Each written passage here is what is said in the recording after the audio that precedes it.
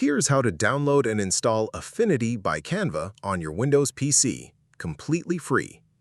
Open your browser and go to affinity.studio, the official Affinity website.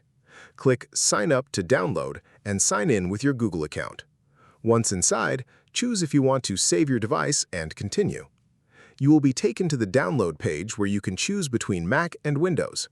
Select Windows, then choose x64 for most modern PCs.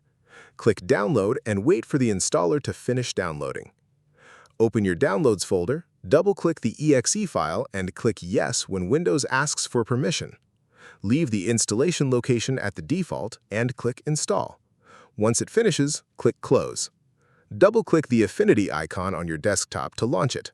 You will be asked to sign in, use your Canva account if you have one, or create a free one.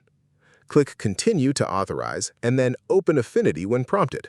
Skip the intro video if you want and click Start Creating. A tip: Affinity by Canva gives you professional-level design tools for photo editing, graphic design, and publishing completely free. If you have been using the paid Affinity suite before, check the comparison of features since some advanced tools may differ from the standalone paid versions. If this helped you out, hit that subscribe button for more straight-to-the-point tutorials on Step by Click.